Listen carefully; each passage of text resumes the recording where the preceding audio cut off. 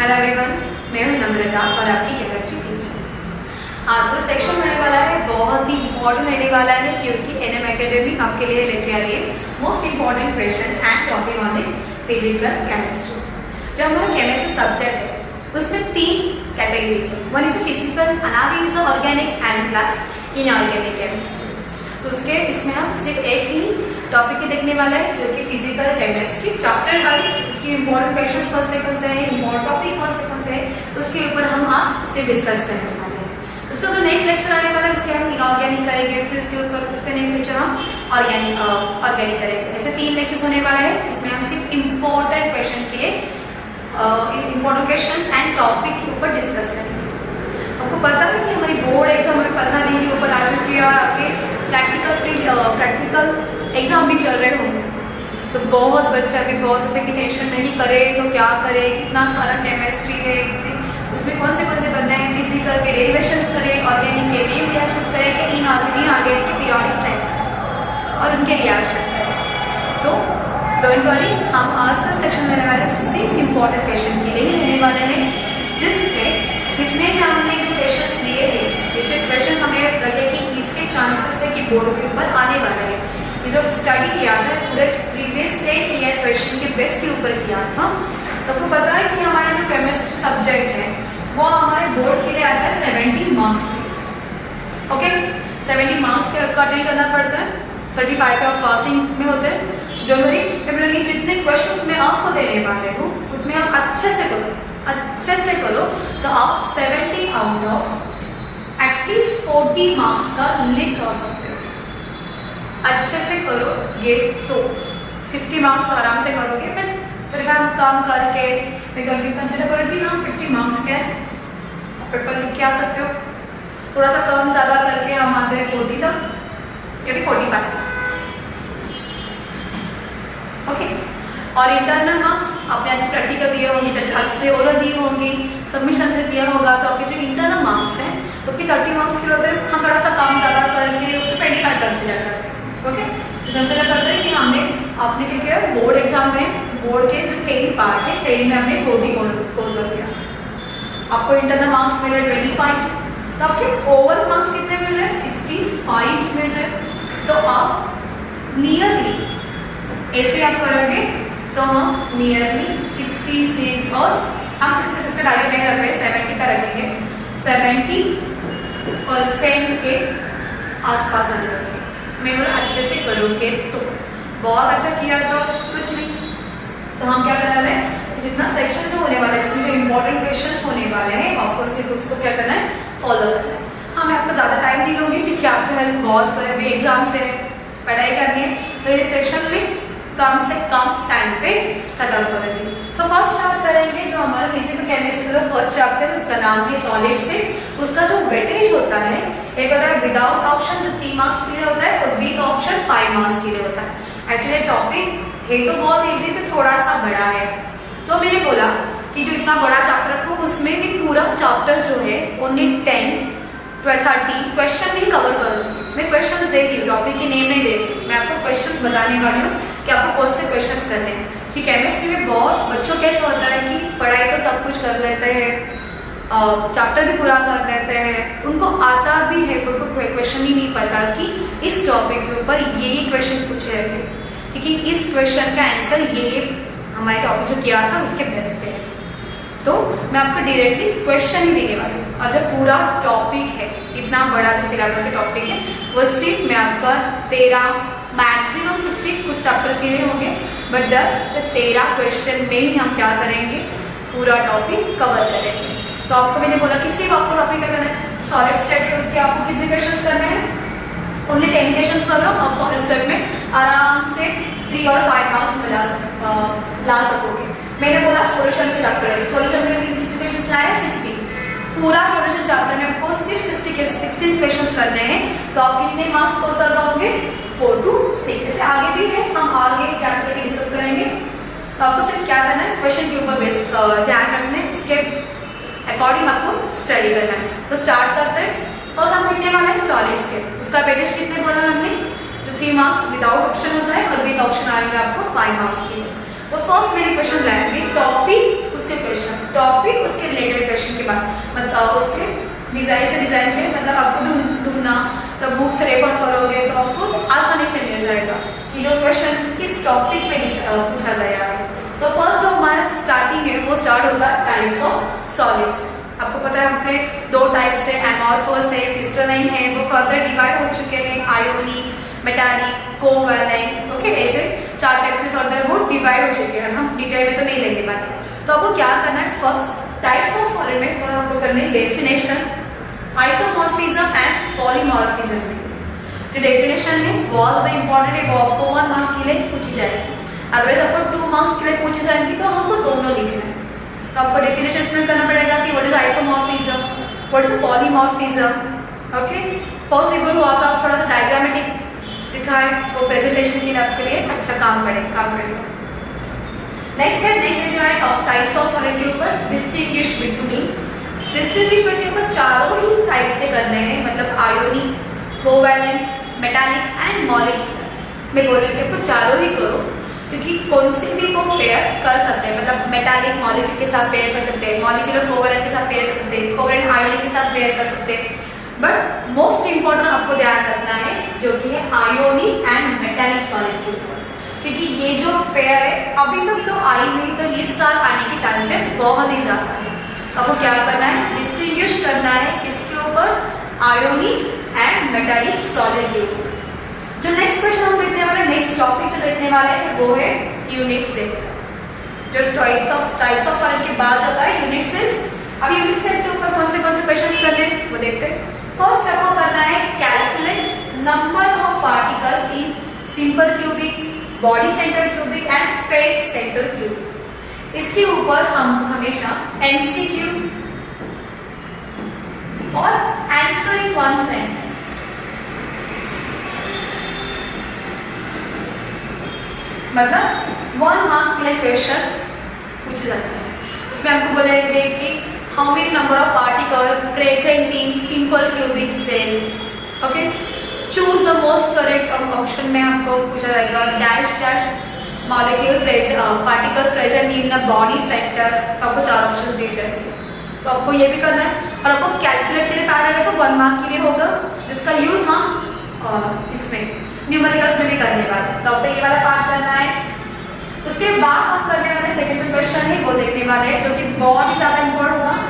Derive the relationship among molecular mass, density of the substance and unit cell edge length. ये density का relation है वो आपको करना ही है, क्योंकि ये रिलेशन बहुत ही, मतलब मैंने जब प्रीवियस ईयर क्वेश्चन स्टडी किए थे तो उसके ऊपर 2-3 सवाल ऐसे आ रही है, कंपल्सरी है। डेरिवेशन नहीं आएगा उसके बेस के ऊपर न्यूमेरिकल आएंगे, न्यूमेरिकल आने वाला है तो उसके डेरिवेशन दिया जाएगा। तो आपको डेरिवेशन करना है, छोटा सा डेरिवेशन ही कर लूँ, 2 मार्क्स आपको ऐसे देखे जाएंगे। देख जो डेरिवेशन सॉल्व किया है उसके ऊपर हमें न्यूमेरिकल्स भी सॉल्व करने हैं। आपको इक्वेशन याद है सबको? इक्वेशन क्या है डेरिवेशन का? Density is equal to number of moles into molar mass dividing by Avogadro's number into edge length का क्यूब, जो कि हम वॉल्यूम से करते हैं, ओके। तो ये फॉर्मूला आपको यहाँ पे डिराइव भी करना है, और इसके ऊपर आपको डेंसिटी की जो न्यूमेरिकल्स है वो आपको सॉल्व करने हैं। आपको कैलकुलेट डेंसिटी, और आपको ये सारी चीजें गिवन हो गई। और एक ध्यान रखना, आपको नंबर ऑफ मोल्स कभी भी वो देते नहीं है, क्योंकि नंबर ऑफ मोल्स आपको ध्यान रखना चाहिए। ऐसे की number of particles, number of moles sorry, N stand for number of particles. तो नंबर ऑफ पार्टिकल एससी में कितने होते हैं, 1 होते हैं, बीसीसी में कितने होते हैं, 2 होते हैं, एफसीसी में कितने होते हैं, 4 होते हैं। तो ये न्यूमेरिकल में आपको कभी भी गिवन नहीं दिया जाएगा। डेंसिटी निकालने तो आपको वो मोलार मास और एच लेंथ देंगे। एवोगैड्रो नंबर की आपको पार्टिकल लानी है तो आपको यूज करना है।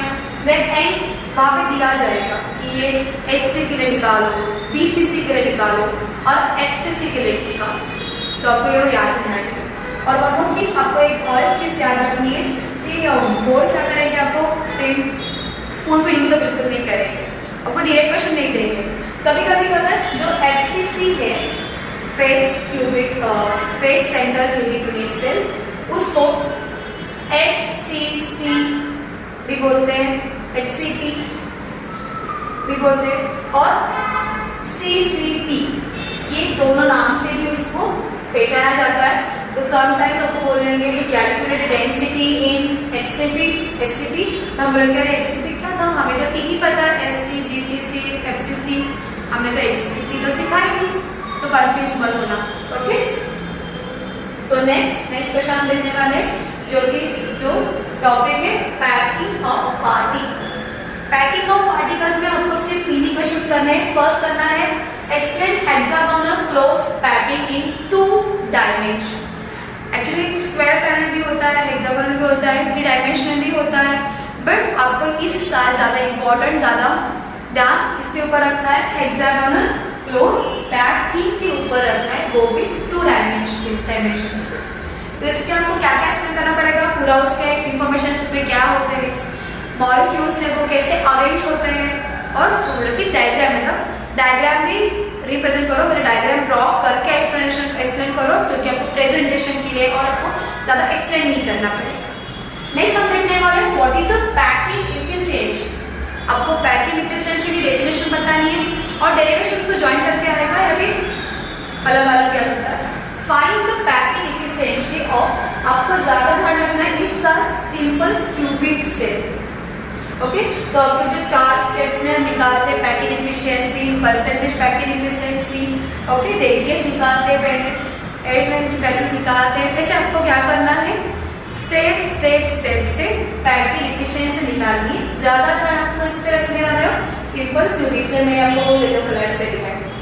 साइमल्टेनियसली आप BCC और FCC भी कर लो, आपको सिंपल क्यूबिक आ रहा है तो आपको BCC और FCC भी आ जाएगा, क्योंकि सिमिलर है, सिर्फ आपको वैल्यूज चेंज करने पड़ेंगे। नेक्स्ट हम देखने वाले हैं डिफेक्ट्स।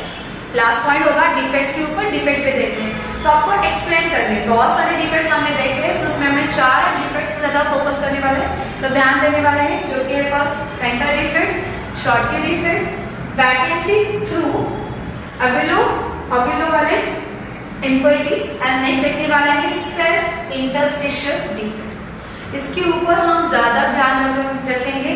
उसके बाद के इसमें नहीं, मैंने नोट के लिए आने वाला है, मतलब 3 मार्क्स के लिए आएगा या फिर 2 मार्क्स के लिए आ सकता है, एक आया तो कभी कभी आपको दोनों एक्सप्लेन करने पड़ते हैं, तो 4 मार्क्स के लिए आ जाएगा, एक को 2 मार्क्स, सेकेंड को 2 मार्क्स।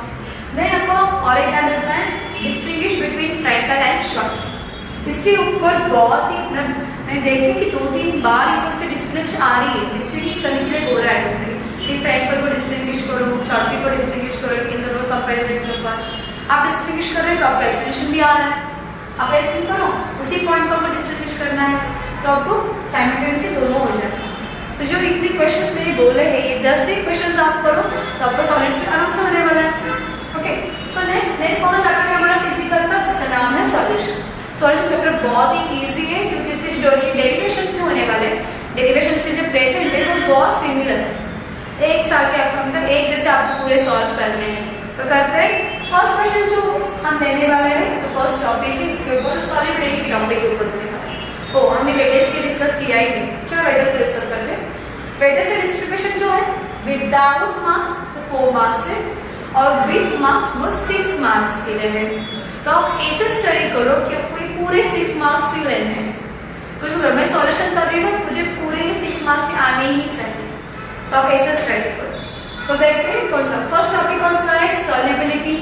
सॉल्युबिलिटी के ऊपर हम एक ही क्वेश्चन की ध्यान देने वाला है, आपको टाइप्स क्या होती है, ये सॉल्वेंट क्या होता है, सोलेंट क्या होता है, इलेक्ट्रोलाइट क्या होता है, इसके ऊपर हमें ध्यान नहीं देना। हम डायरेक्ट पॉइंट पे जाएंगे जो है स्टेट्स हेनरीज लॉ।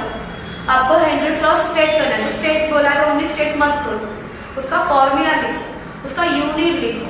उन्होंने स्टेट बोला है, स्टेटमेंट, फॉर्मूला और यूनिट ये दोनों ही चीजें आनी चाहिए। उसके बाद देखने वाले what is Henrys constant. Henrys constant क्या होता है, उसका सिंबल लिख दो। Right the unit of the Henrys constant, आपको ये सारे चीजें उसके मेंशन करने होंगे। नेक्स्ट क्वेश्चन और उसके बाद न्यूमेरिकल है, ये जो न्यूमेरिकल आता है हेनरीज लॉ को, वो एक ही मार्क के लिए होता है, या फिर 2 मार्क्स के लिए तो आपको करना है, 3 मार्क्स और 4 मार्क्स इसके वेटेज, तो आपको सिर्फ 2 और 1 मार्क के लिए इसके न्यूमेरिकल को ध्यान देना पड़ेगा। नेक्स्ट है evaporation of solution of liquid in liquid. Evaporation of solution of liquid in liquid के ऊपर क्वेश्चन देखने वाले, जो कि सिर्फ 4 क्वेश्चन के ऊपर हम ध्यान देने वाले। फर्स्ट देखने वाले explain rods law with graphical representation. आपको ग्राफिकल रिप्रेजेंटेशन मेंशन किया है, आपको एक्सप्लेन करना है, इसके वजह से उसका फॉर्मूला में लिखो, उसकी हैबिट लिखो। आप जब एक्सप्लेन कर रहे हो, डिफाइन बोल रहे हो, डिफाइन के बाद एक्सप्लेनेशन के बाद उसका जो एग्जांपल हो तो एग्जांपल दो, उसका कोई फॉर्मूला हो तो फॉर्मूला भी लिख के आओ। ओके, वो प्रेजेंटेशन का मतलब कि उसको पता चलता है कि एग्जामिनर का अच्छा ओके इसको आ रहा है। ओके, तो ज्यादा आपका स्टेटमेंट रीड करने के पीछे नहीं भागेगा। तो देखिए explain rods law with graphical representation, आपको ग्राफ निकालना पड़ेगा यहाँ पे। नहीं देखने वाला है right distinguish between ideal and non ideal solution. Ideal and non ideal solution के ऊपर आपको डिस्टिंग्विश पूछा जाएगा, और सम टाइम बोलता है कि explain ideal and non ideal solution. Explain करना है तो आप एक्सप्लेन सेपरेट कर सकते हो, और आप डिस्टिंग्विश के बेस के ऊपर भी एक्सप्लेन कर सकते हो। तो ये करेंगे, और ये डिस्टिंग्विश लिखने वाले हैं हम, जो कि वो टाइप्स आपको पता है। जो आइडियल सॉल्यूशन होता है वो डेविएट नहीं होता, बट नॉन आइडियल सॉल्यूशन जो होता है वो डेविएट होता है, एक पॉजिटिव साइड पे और अनदर नेगेटिव। इसको हम बोलते हैं positive deviation and negative deviation.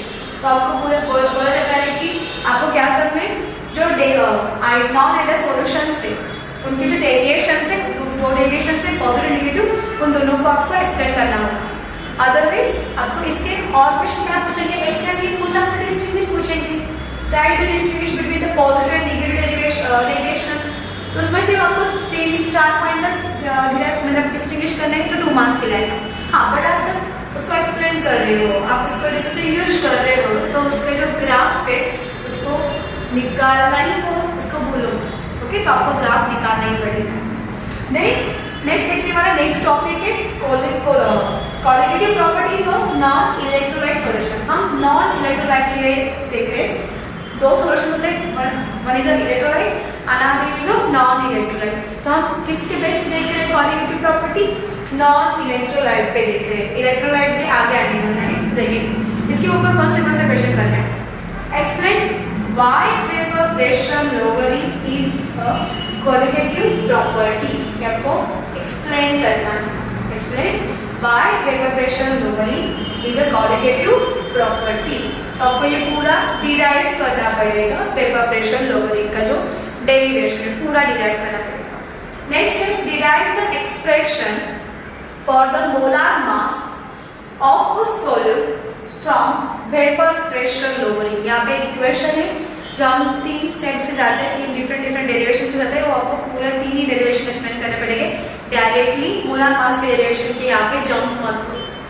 Okay, सो अब उन्होंने क्या बोला, एक्सप्रेशन देना है आपको, किसके रिलेशन के बारे में बोलना है आपको, एक्सप्रेशन किसके ऊपर देना है, मोलार मास के ऊपर देना है। किसके साथ रिलेशन देना है, तो वेपर प्रेशर लोअरिंग के साथ आपको रिलेशन देना है। तो ये पॉइंट कर लो, 3 मार्क्स के लिए वेटेज होगा इसका।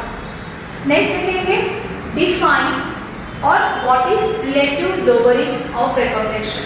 इसका ऊपर डेफिनेशन लिखना है, डेफिनेशन के साथ, और व्हाट इज पूछा है तो उसके साथ आपको उसका फॉर्मूला भी लिखना पड़ेगा, एक्सप्रेशन। ओके, नेक्स्ट क्या है, explain boiling point elevation as consequence of the vapour pressure lowering. Vapour pressure lowering के कंसीक्वेंस में बॉइलिंग पॉइंट एलिवेशन कैसे ऐड करता है, वो आपको एक्सप्लेन करना है। एक्सप्लेन करना मतलब आपको क्या करना है, उसका डेरिवेशन। नेक्स्ट, और उसको एक जो वही क्वेश्चन है एक अल्टरनेटिव फॉर्म में कैसे आएगा, derive the relationship between molar mass of solute from freezing point depression. Okay, आपने बॉइलिंग पॉइंट एलिवेशन किया ना, तो आपको फ्रीजिंग पॉइंट डिप्रेशन आराम से आता है, क्योंकि दोनों सेम ही है। इसलिए आपको चेंज क्या करना है, बॉइलिंग पॉइंट में टेम्परेचर को हम करेंगे TB से रिप्रेजेंट करते हैं, फ्रीजिंग पॉइंट में हम कैसे लिखेंगे, TF से रिप्रेजेंट करेंगे। पूरा इक्वेशन सेम है, तो आपने एक इक्वेशन किया तो आपको नेक्स्ट इक्वेशन है वो खुद से ही आएगा। सिर्फ चेंजेस कहाँ पे करने, F और B के यहाँ पे चेंजेस करने, तो दोनों कर लो। Next, explain reverse osmosis with diagram. आपको रिवर्स ऑस्मोसिस एक्सप्लेन करने के लिए बोला है, तो आपको डायग्राम भी मेंशन करनी है। कभी कभी ऐसा एक्सप्लेन रिवर्स ऑस्मोसिस, ओके, ऐसे ही बोलते हैं, तो आपको डायग्राम बोले नहीं जाते कि वहाँ पे डायग्राम के साथ एक्सप्लेन करो, तो आपको करते ही आपको सिर्फ अपने करते हो नोट लिख के आते हो, एक से राइटिंग जैसे करके आते हो। नहीं, आपको वो उसकी इंफॉर्मेशन मिल रही है, उसके साथ आपको क्या करना है, उसकी डायग्राम भी निकालनी, डायग्रामेटिक रिप्रेजेंटेशन को। ओके, नेक्स्ट पॉइंट कहाँ पे देखने वाला है, डिफाइन और what is isotonic, hypotonic and hypertonic solution. इन तीनों को ऊपर डिफाइन करने के लिए बोलेंगे, तीनों में से एक भी आ सकता है, दो आ सकते हैं और तीनों, पूरे तीनों भी आ सकते हैं। अदरवाइज बोलिए व्हाट इज, तो आपको ये एक्सप्लेन करने के साथ आपको एक एक एग्जांपल तो देने पड़ेंगे। मैंने बोला आइसोटोनिक सॉल्यूशन क्या, आपने डेफिनेशन लिख दी, एग्जांपल लिख दो। हाइपोटोनिक और हाइपोटोनिक ये दोनों एक दूसरे से रिलेटेड है, तो आपको ये दोनों आप एक्सप्लेन कर रहे हो, उसके साथ दोनों का एग्जांपल भी लिख दो। ओके, नेक्स्ट कौन से ऊपर देखने वाले हैं, अभी देखने वाले क्वालिटेटिव प्रॉपर्टी ऑफ इलेक्ट्रोलाइट के ऊपर। उसके ऊपर हम तीन ही क्वेश्चन के ऊपर ध्यान रखेंगे। First, what is bands Hoff factor, bands Hoff factor क्या है, उसकी आपको डेफिनेशन लिखनी है और फॉर्मूला जो है इसका एक्सप्रेशन, उसका रिप्रेजेंटेशन लिखना है।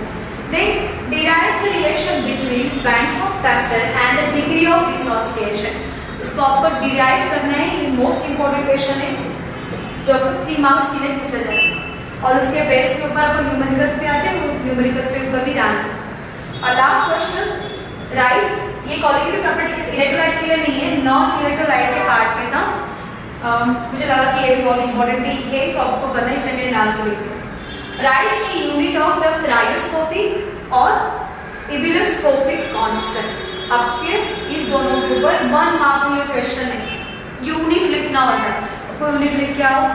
ओके, क्रायोस्कोपिक और इबिलोस्कोपिक कांस्टेंट का यूनिट है, तो फर्स्ट तक डायरेक्ट यूनिट मत लिखो, उसका फॉर्मूला लिखो, उसके बाद आप यूनिट लिखो, तो आपका यूनिट समटाइम्स गलत हो जाता है, तो गलत नहीं होता। यहाँ पे हमने क्या देखा, सॉल्यूशन के ऊपर इनऑर्गेनिक इक्विलिब्रियम में देखेंगे chapter wise distribution, without option 4 marks के लिए होगा और विद ऑप्शन आपके 6 होगा, यहाँ पे 6 मार्क्स के लिए होगा। ओके, ये आयोनिक इक्विलिब्रियम थर्ड चैप्टर है फिजिकल केमिस्ट्री में, उसका वेटेज कितना है, without option 4 marks, with option 6 marks के लिए। मैं बोलूंगी जो आपका फिजिकल केमिस्ट्री है, सॉल्यूशन, आयोनिक इक्विलिब्रियम और सॉलिड स्टेट, जो पहले 3 चैप्टर्स है वो बहुत ज्यादा इजी अंडरस्टैंडिंग के लिए, सॉल्व करने के लिए, तो ऐसे स्टडी करो, इतना फोकस करो इन 3 चैप्टर के ऊपर कि आपके जो पूरे मार्क्स है वहाँ पे मिल ही जाने चाहिए। तो दोस्त हम डिस्कस करते हैं जो आयोनिक इक्विलिब्रियम में जो फर्स्ट पॉइंट है, फर्स्ट टॉपिक है, जो कि एसिड एंड बेस, उसपे हम ऊपर 2 ही क्वेश्चन देखेंगे। फर्स्ट क्वेश्चन देखेंगे, label the conjugate acid and base pair. आपको लेबल करना पड़ेगा, आपको एक रिएक्शन गिवन दी जाएगी और उसमें आपको लेबल करना है, आइडेंटिफाई करना है कि एसिड बेस कॉन्जुगेट पेयर कौन सी है। नेक्स्ट हम देखेंगे question, explain the amphoteric nature of a water. Water का एम्फोटेरिक नेचर है वो आपको एक्सप्लेन करना है विद सुटेबल एग्जांपल। आपको पता है वाटर ये न्यूट्रल है, वाटर वो एसिड जैसा भी एक्ट नहीं करता, मतलब बेस एसिड से भी एक्ट कर सकता है, बेस जैसे भी कर सकता है। फॉर एग्जाम्पल, वाटर में हम एसिड डाल रहे हैं तो वो बेस जैसे ऐड करेगा, वाटर में हम बेस ऐड कर रहे हैं तो वो एसिड जैसे ऐड करेगा। ओके, सो नेक्स्ट देखेंगे ionic of ionisation of acid and bases. उसके ऊपर हम सिर्फ 3 क्वेश्चन के ऊपर फोकस करेंगे। First, explain Oxford dilution law of weak base, इसके ऊपर देखेंगे हम वीक बेस के ऊपर देखेंगे। क्यों वीक बेस बोल रही हूँ, क्योंकि इसके प्रीवियस जो क्वेश्चन है, हम प्रीवियस जो एग्जाम हुई थी बोर्ड की, महाराष्ट्र बोर्ड की, वहां पे Oxford dilution of weak acid बहुत बार आ चुका है, बेस अब तक नहीं आया, तो इस ईयर मतलब इस साल बेस आने के बहुत ज्यादा चांसेस है, तो अब वो करो। एसिड और बेस के दोनों की क्वेश्चन बहुत ही सिमिलर है, सिर्फ चेंजेस आपको कहाँ पे करना है, बेस हुआ तो के भी लिख दो, एसिड हुआ तो के ए लिख दो। ओके, और रिएक्शन में चेंजेस होगा, बाकी पूरा जो डेरिवेशन है वो सिमिलर है। नेक्स्ट है show pH and pOH equal to 14। pH and pOH equal to 14 जो है आपको डिराइव शो करना है, प्रूफ करना है, by pH plus pOH equal to 14 ये स्केल आपको प्रूफ करना पड़ेगा। नेक्स्ट इसके बेस के ऊपर आपको न्यूमेरिकल दिए जाएंगे। ऑलवेज मतलब ऐसे भी एक ईयर नहीं हुआ, एक एग्जाम नहीं हुई कि इसके ऊपर क्वेश्चन pH और pOH। आपको क्वेश्चन क्या पूछे जाएंगे, देखो मैंने आपको एक एग्जाम्पल के ऊपर लिखेंगे, इसके नंबर्स चेंज हो सकते हैं। फर्स्ट मैंने क्या बोला, calculate pH and pOH of 0.01 molar HCl solution. उन्होंने क्या बोला, आपको कॉन्सेंट्रेशन दिया है H प्लस का। तो उन्होंने क्या किया, एसिड है ना, एसिड क्या करता है, H प्लस आयन डोनेट करता है, तो उन्होंने क्या किया, H प्लस का कॉन्सेंट्रेशन आपको गिवन दे दिया है और इसके बेस के ऊपर आपको pH और pH निकालना है। आपको pH का फॉर्मूला पता है, pH इज इक्वल टू क्या होता है, माइनस का based concentration of H plus, ये वैल्यू सब्स्टिट्यूट कर दो, pH की वैल्यू निकाल दो, देन आपको डेरिवेशन पता है pH plus POH equal to 14। अभी मुझे क्या मिला, मुझे pH की वैल्यू यहाँ पे मिली, तो मैं यहाँ पे सब्स्टिट्यूट करूंगी, pH यहाँ पे प्लस करा है, यहाँ पे आगे 14 को क्या कर लिया माइनस, तो इक्वेशन क्या मिला, POH equal to 14 minus pH। तो अब इसकी वजह से आपको pH और pH दोनों की इंफॉर्मेशन मिल जाएगी, तो दोनों की वैल्यूज मिल जाए। नेक्स्ट क्वेश्चन है pH of the solution. pH of a solution is a 3.12. Calculate the concentration of H plus ion. उन्होंने क्या किया, आपको pH की वैल्यू दी है और H प्लस का कॉन्सेंट्रेशन निकालना है। तो आपको इक्वेशन पता है, pH equal to minus log to the base 10 concentration of H plus. Values डालो और सॉल्व करो। नेक्स्ट जो टॉपिक है वो है hydrolysis of salt. Hydrolysis salt पे ऊपर हम फर्स्ट क्वेश्चन देखेंगे, define the hydrolysis of salt. Hydrolysis salt की आपको डेफिनेशन लिखनी पड़ेगी। सेकंड क्वेश्चन देखेंगे, explain the hydrolysis of salt. मतलब हमने बहुत सारे क्वेश्चन किए थे सॉल्ट के, कंपेयरिंग किए थे strong acid, weak base, strong acid मतलब और वीक एसिड, स्ट्रॉन्ग बेस, हमने अल्टरनेट करके बहुत सारे ऐसे पेयरिंग्स के 4 पेयरिंग के। तो हमें सिर्फ अभी strong acid and weak base के जो पेयर है, जो सॉल्ट है, उसको आपको एक्सप्लेन करना है। तो पहला एग्जांपल दो स्ट्रॉन्ग एसिड का, सेकेंड आप एग्जांपल दो वीक बेस का, देन दोनों एक दूसरे के साथ कैसे रिएक्ट करके कौन सा सॉल्ट प्रोड्यूस करते हैं, देन कौन सा कॉन्सेंट्रेशन इंक्रीज होने वाला है, H प्लस को होने वाला है, OH माइनस को होने वाला है, उसके बेस का बोलेंगे जो सॉल्ट होगा हाइड्रोलिसिस का, स्ट्रॉन्ग एसिड और वीक बेस का, वो एसिडिक होगा, बेसिक होगा या न्यूट्रल होगा। आपको ये पूरे पॉइंट्स आपको एक्सप्लेन करना पड़ेगा। जब हमें एक्सप्लेन बोले ना, तो ये सारे पॉइंट आपको यहाँ पे एक्सप्लेन करना पड़ेगा। नेक्स्ट क्वेश्चन हम देखने वाले हैं बफर सॉल्यूशन। बफर सॉल्यूशन आपको पता है जो pH सॉल्यूशन जो चेंजेस है उसको ड्रास्टिक चेंज को रिड्यूस करते हैं। Define buffer solution and explain it's type. दो टाइप से एसिडिक और बेसिक दोनों को एक्सप्लेन करना है। एक्सप्लेन के बाद आपको डेफिनेशन लिखनी है, उसका फॉर्मूला भी लिखना पड़ेगा। Next numerical based on pH of buffer. Normal pH of acid and pH and pOH of the buffer, इसके ऊपर भी न्यूमेरिकल दिए जाते हैं। Next solubility product. Solubility product बहुत इजी पॉइंट है, चैप्टर का भी कर लो। Write the relation between solubility and solubility product. आपको उन दोनों का रिलेशन लिखना है, एग्जांपल दो, रिलेशन लिखो। Define common ion effects. आपको कॉमन आयन इफेक्ट का ओनली डेफिनेशन करना है, एक्सप्लेनेशन इसके पीछे मत भागो। ओके, सो ये पूरा टॉपिक कर दिया आपने, तो आपका आयोनिक इक्विलिब्रियम हो जाएगा। नेक्स्ट जो टॉपिक है, फोर्थ टॉपिक है केमिकल थर्मोडायनेमिक्स। ये चैप्टर बहुत ही वास्ट है, बहुत ही बड़ा है। तो ये बोले बच्चे बोलते कि अरे बाप रे इतना बड़ा टॉपिक है, बट इजी तो है, बट इतना बड़ा करे तो क्या करें, इतने सारे डेरिवेशन से इसमें ऊपर कौन सा पॉइंट करना है, फर्स्ट इतने लास्ट तक पूरे करने पड़ेंगे क्या, तो कोई जरूरत नहीं है। जो क्वेश्चन दिए वो कर लो, हो जाएगा, क्योंकि जो क्वेश्चन में दिए हैं वो टॉपिक के बेस के ऊपर दिए। पूरे टॉपिक हमने सिर्फ क्वेश्चन में कवर कर दिया। इसके ऊपर हम थोड़ा कितने क्वेश्चन देखने वाले हैं, सिर्फ only 30 question.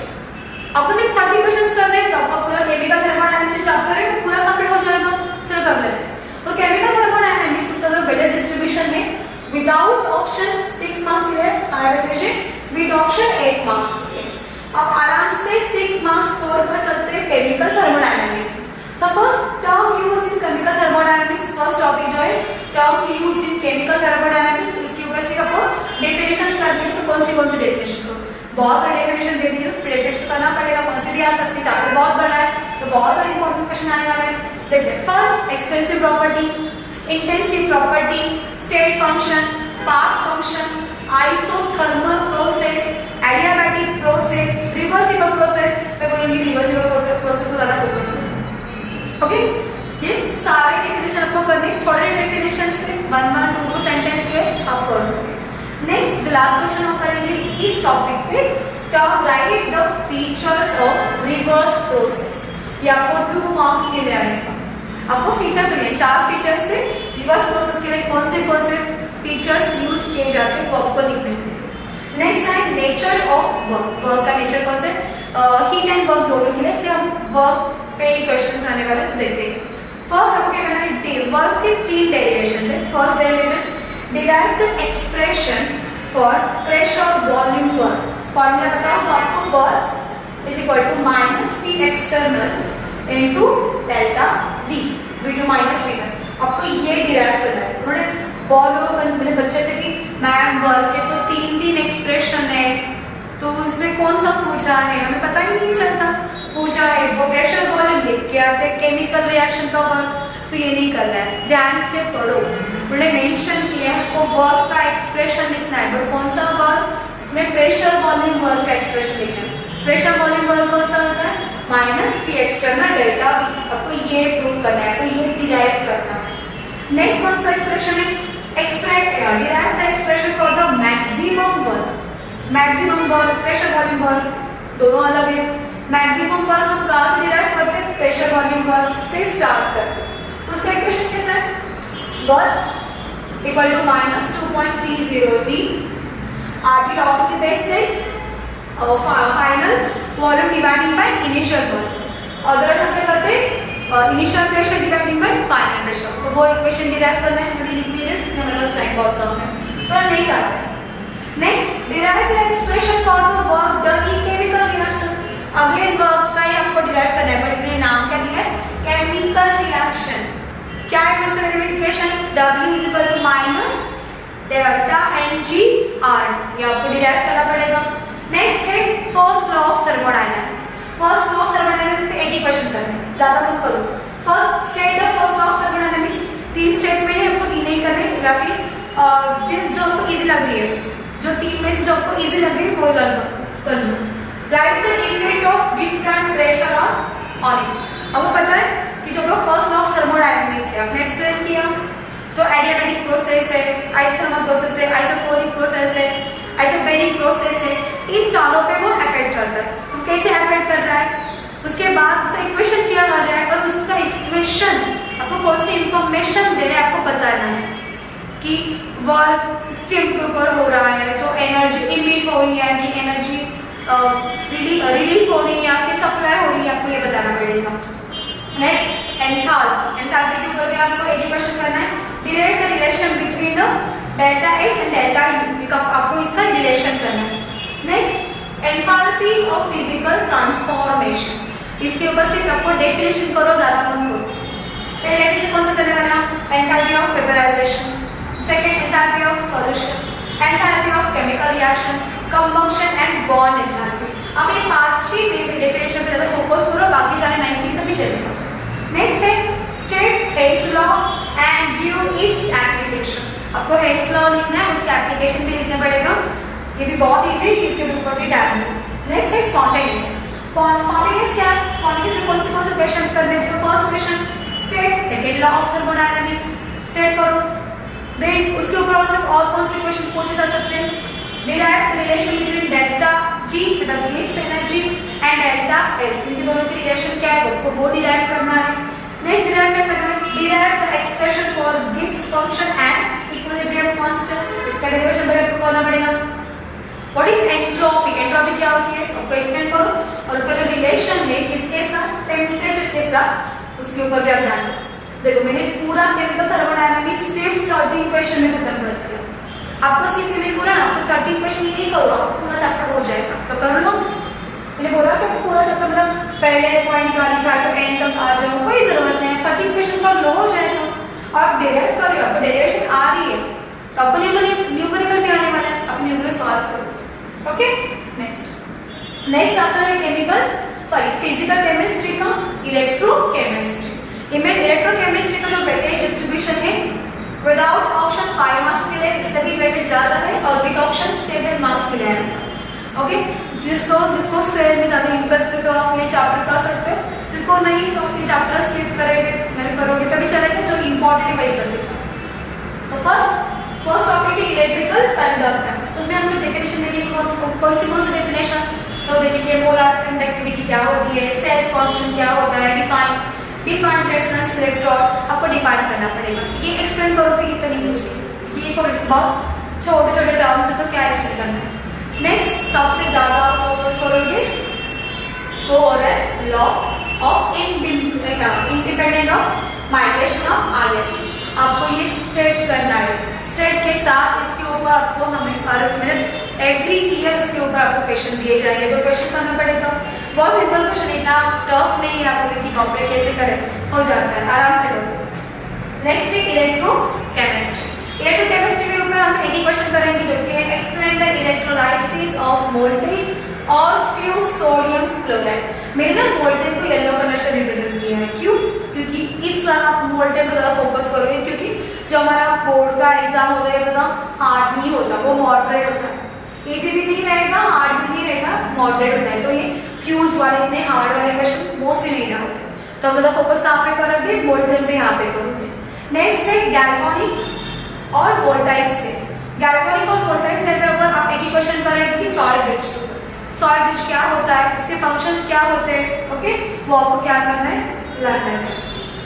Then electron and cell potential के ऊपर derive the expression for the Nernst equation. Nernst equation को आपको इक्वेशन क्या करना है, डिराइव करना है, और इसके ऊपर जो नर्व्स इक्वेशन से मैंने लिखा है मुझे तो दिख रहा है, मैं छोटा कर दूं, आप भी आपको दिखेगा विजिबल पिक्चर। आपको डिराइव करना है नर्व्स इक्वेशन, उसके बाद जो नर्व्स इक्वेशन है इसके ऊपर ना न्यूमेरिकल बहुत पूछे जाते हैं, क्योंकि मतलब write the Nernst equation of the following cell notation. आपको ना एक सेल रिएक्शन दी जाती है, मतलब सेल नोटेशन दिया जाता है, उसमें से आपको क्या करना है, ओवरऑल रिएक्शन फाइंड आउट करनी पड़ती है। ओवरऑल रिएक्शन फाइंड आउट के बाद आपको क्या करना है, उसका जो इलेक्ट्रोलाइट, कैथोड के जो इलेक्ट्रोलाइट बाहर पहुंच जाते हैं और जो एनोड के यहाँ से जो इलेक्ट्रोलाइट बाहर जाते हैं, वो इलेक्ट्रोलाइट को आपको क्या करना है, नर्व्स इक्वेशन में सब्स्टिट्यूट करना है, बस इतना ही करना है। इलेक्ट्रॉन को कभी मत करो, हाँ, इलेक्ट्रॉन को नहीं करते। चलो यहाँ पे इतना हमारा कौन सा टॉपिक नहीं करता तो चलो और थर्मोडायनामिक्स ऑफ गैल्वेनिक सेल। आपको गैल्वेनिक सेल का एनालिसिस करने, एक ही क्वेश्चन करो इस टॉपिक का। Write the relation between standard cell potential and equilibrium constant. एक ही रिलेशन करना है, बाकी कुछ मत करो, एक रिलेशन करो, टॉपिक हो जाएगा। रेफरेंस इलेक्ट्रॉन, रेफरेंस इलेक्ट्रॉन के बेस पे आपको क्या करना है, she standard hydrogen electron represented by, हम उसको शॉर्टकट में क्या बोलते हैं, शी नाम से पुकारते हैं या फिर बोलते हैं। एक्सप्लेन शी विद डायग्राम, को डायग्राम एक्सप्लेन करनी है। Mention in difficulties and application. ये एक्सप्लेन बोला है ना, तो डायग्राम निकाल ये होता है, बस नहीं, आपको डिफिकल्टी और एप्लीकेशन पे एक्सप्लेन करना है। वो पूछे ना कुछ आपको करो, ओके, मार्क्स देखो कितने मार्क्स मुझे पूछना है मुझे। नेक्स्ट टॉपिक है, उसके ऊपर है explain nickel cadmium storage battery and mercury battery. आप लोगों ने बोला कि मैम कितने सारे बैटरीज है, अपनी वो तो दी नहीं, इन दोनों पे होके फोकस करें, क्योंकि बच्चों वो तो आ चुकी है ना, याद कितनी आई, तो इसके ऊपर ध्यान दो, ये सारा आ सकते हैं। तो निकेल कैडमियम स्टोरेज बैटरी क्या होती है, मर्क्यूरी बैटरी क्या होती है, इजी छोटी छोटी बैटरी कर लो। नहीं, write the overall cell reaction, और उसको बोलते हैं नेट सेल रिएक्शन। आपको मैंने एग्जांपल दे रही हूँ, मैंने आपको ये नोटेशन दे दिया, सेल नोटेशन दिया, आपको जैसे दिख रही है ना वैसे पास से सीधे राइट साइड पे चले जाए, ओके। मैं अभी दिखाऊं तो आपको कैसे करेंगे। यहाँ पे रिएक्शन क्या दिए, निकेल के सॉलिड है, इसका कन्वर्जन किसमें हो रहा है, निकेल +2 आयन में हो रहा है। तो इतना कैसे में निकेल का जो कन्वर्जन हो रहा है वो निकेल +2 में हो रहा है। निकेल ने +2 चार्ज कैरी किए, कब प्लस चार्ज करेंगे, कैरी करते हैं जब वो इलेक्ट्रॉन्स को डोनेट करते हैं। प्लस चार्ज 2 आया था, मतलब इलेक्ट्रॉन कितने डोनेट किए, 2 इलेक्ट्रॉन्स डोनेट कर दिए। नेक्स्ट कौन सा है, एल्यूमिनियम +3 था, एल्यूमिनियम +3 था, उसका कन्वर्जन हो चुका है सिर्फ एल्यूमिनियम पे। यहाँ पे चार्ज तो कम हो गए, मतलब इसने क्या किया, 3 इलेक्ट्रॉन्स को गेन किया। आपको एक करना पड़ेगा। अब जब ओवरऑल रिएक्शन लिख रहे हो, इन दोनों के इलेक्ट्रॉन सेम है क्या, नहीं, ये वापस सेम करना पड़ेगा। क्रॉस मल्टीप्लिकेशन करो, इसको 3 से मल्टीप्लाई करो, इससे 2 से मल्टीप्लाई करो और उनकी एडिशन करो, हो जाएगी आपकी ओवरऑल सेल रिएक्शन, ओके। तो आपको ये भी करना है। सेल नोटेशन भी करो, सेल नोटेशन भी आता है 1 मार्क के लिए। ओके चलो, फिजिकल केमिस्ट्री का लास्ट चैप्टर जिसका नाम है chemical kinetics weightage distribution without option 4 marks के लिए, विद ऑप्शन 6 मार्क्स के लिए है। तो टॉपिक वाइज देखते हैं। फर्स्ट टॉपिक कौन सा है उसका, rate of the reaction and reactant concentration. उसके बेस पे ऊपर आपको दो ही क्वेश्चंस करने हैं। फर्स्ट क्वेश्चन कौन सा है, right the rate law of a given example. आपको एक रिएक्शन दी जाएगी, उसके रिएक्शन के बेस पे ऊपर आपको क्या करना है, उसका रेट लॉ लिख के आना है। वो 1 मार्क के लिए होता है, क्वेश्चन कर लोगे। What is the order of the reaction? Determine the overall order of the reaction. आपको क्या करना है, ऑर्डर ऑफ द रिएक्शन की फर्स्ट डेफिनेशन लिखनी है। उसके बाद आपको एक रिएक्शन दी जाएगी, उसका आपको क्या लेना है, ओवरऑल उस रिएक्शन की ओवरऑल ऑर्डर क्या थी।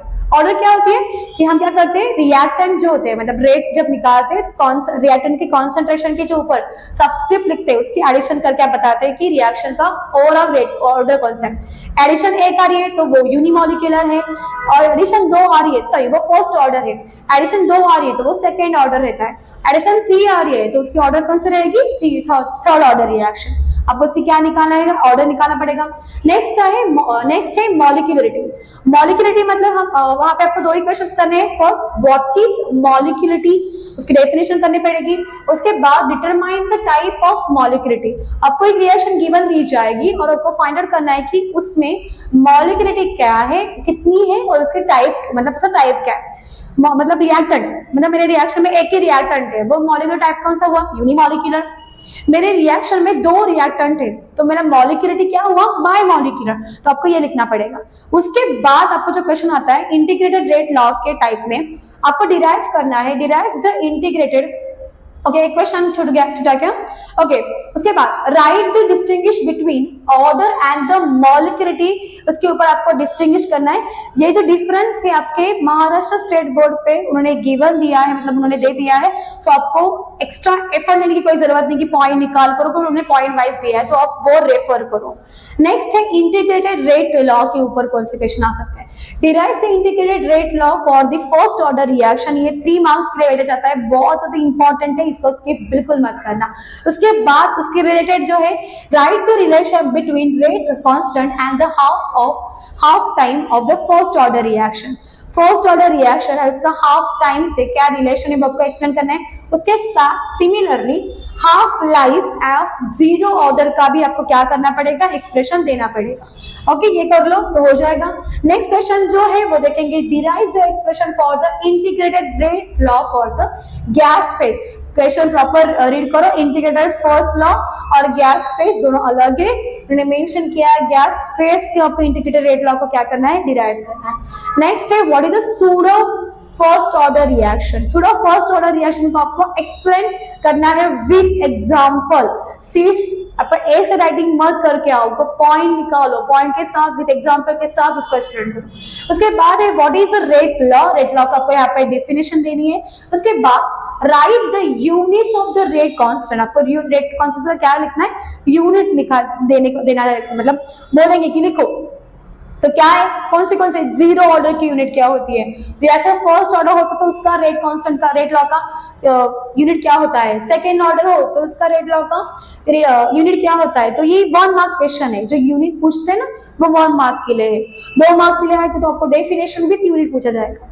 नेक्स्ट है लास्ट पॉइंट जो है, लास्ट टॉपिक जो है इस चैप्टर का, temperature dependence of the reaction. Temperature dependence of the reaction में आपको 2 ही क्वेश्चंस करने हैं। राइट द अरेनियस इक्वेशन, जो इक्वेशन आपको लिखना पड़ेगा, और right the expression for the activation energy. Activation energy के ऊपर एक डेरिवेशन है वो आपको सॉल्व करना पड़ेगा। देखो मैंने सिर्फ 12 क्वेश्चंस दिए, 12 क्वेश्चन के बेस के ऊपर पूरा चैप्टर कवर कर दिया केमिकल काइनेटिक्स। मैं बोल रही हूँ जितने क्वेश्चंस मैं आपको दे रही हूँ वो क्वेश्चंस करो, आपका पूरा चैप्टर कवर हो जाएगा। ओके, सो डरने की कोई जरूरत नहीं कि इतना सारा क्वेश्चन है, कितने सारे डेरिवेशन करे, कौन से। मैं डेरिवेशन दे रही हूँ, पूरा चैप्टर की डेरिवेशन दे रही हूँ, बट उसके पॉइंट के क्वेश्चन के बाद जो क्वेश्चन कैसे आ रहा है उसके ऊपर क्वेश्चन के साथ वो डेरिवेशन आपको करना है। मतलब आपको पता चलता है कि अच्छा ये क्वेश्चन की डेरिवेशन ये है। आप करके जाते हो, आप पूरा स्टडी करके जाते हो, बट वहां पे आपको याद नहीं आता, आप कोई गलत ही डेरिवेशन करके आते हो तो अरे ये तो मुझे याद था बट मैंने गलत कर दिया, मुझे क्वेश्चन ही पता नहीं चला। मैं आपको क्वेश्चन दे रही हूँ ना कि ये क्वेश्चन करो, सबका आ रहा है। देखो हमने कौन सा केमिस्ट्री में सिर्फ फिजिकल केमिस्ट्री का चैप्टर कवर कर दिया। Physical chemistry 70 out of physical chemistry जो होता है वो होता है 28 आउट ऑफ 36 मार्क्स के आपको गिवन मतलब दी जाती है। तो मैं बोल रही हूँ कि आपने फिजिकल केमिस्ट्री कर दिया, सिर्फ फिजिकल केमिस्ट्री कर दिया, आप आराम से सही से लिखा तो आप 28 आराम से निकाल सकते हो। बट थोड़ा काम करके आपने चलो अटेम्प्ट किया 20 और 30 मार्क्स का आपको मिल रहे ना 20 मार्क्स आपके हाथ में अभी इनऑर्गेनिक आने वाला है, ऑर्गेनिक भी आने वाला है, आप आराम से 50 मार्क्स का पेपर लिख के आ सकते हो। उसके बाद इंटरनल मार्क्स भी है, इंटरनल मार्क्स भी हो जाएंगे तो आपको 100 आउट ऑफ मैंने कंसिडर किया, चलो आपने 50 मार्क्स का अच्छे से लिखा, बहुत अच्छे से लिख के आए, आपको 70 आउट ऑफ 50 मार्क्स मिल रहे हैं। इंटरनल मार्क्स के आपके 30 आउट ऑफ 20 मिल रहे हैं, चलो कम रह रहे हैं हम, तो 70 मार्क्स के आपके हो गए, तो आप आराम से 70 मार्क्स परसेंटेज के नियर आ चुके हो। ओके